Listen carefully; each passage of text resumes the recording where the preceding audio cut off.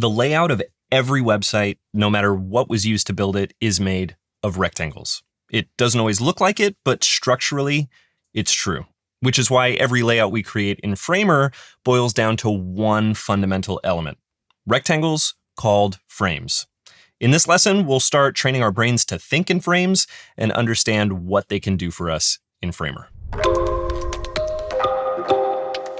Frames in Framer are a lot like frames in Figma.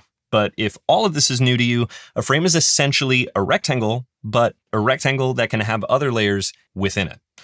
On that note, I've got a few vocabulary terms you'll want to be familiar with. When a layer is inside of a frame, we say that it's nested. We might also refer to that layer as a child of the frame it's nested within. And the frame directly containing a layer is its parent. Makes sense. If two layers sit at the same level of the nesting hierarchy, we call them siblings. You'll hear me say these words a lot.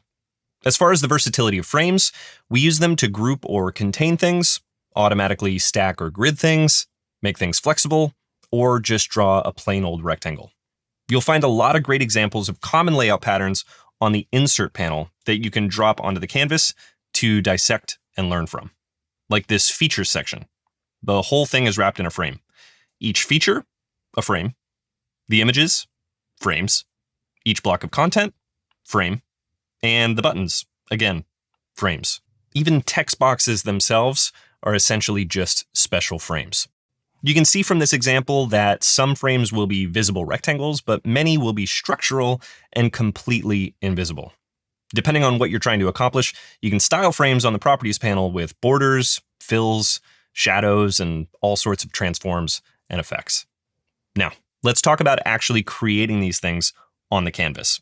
There are a few different ways to create a frame. To draw one, you can head to the Layout menu on the toolbar and choose the Frame tool, or press the F key on the keyboard. Then you can click and drag to draw a frame wherever you like. More often than not, you'll probably just ballpark the size and position when you drag, then get the size and position dialed in on the Properties panel. When you're dragging a frame, you can also use some modifier keys that might be familiar to you, like holding Shift to draw a perfect square, holding Alt or Option to draw outward from the center, or holding Spacebar to move the frame around before you drop it. In the previous lesson, we also talked about how dragging a layer into a frame will automatically nest it as a child of that frame. You'll see a blue outline around the frame it'll get nested within, and you can prevent the nesting from happening by holding the spacebar. Sometimes you'll create parent frames first, then add children and work your way down into the details, but sometimes you'll do the opposite. There's no right or wrong order to build things in. But I do have a trick for those situations where you realize you'd like to wrap some existing child elements in a parent frame. With multiple layers selected, you can right-click and choose Add Frame, or press Command-Return on a Mac or Control-Enter on a PC. You can accomplish exactly the opposite and delete a parent frame while leaving the children alone. Just press Command-Delete on a Mac or Control-Delete on a PC. So now you know what frames are all about and how to create them. Is this lesson enough to be successful building complex layouts? Absolutely not. We still need to talk about the many ways of sizing and positioning things. So stay tuned, and I'll see you in the next lesson.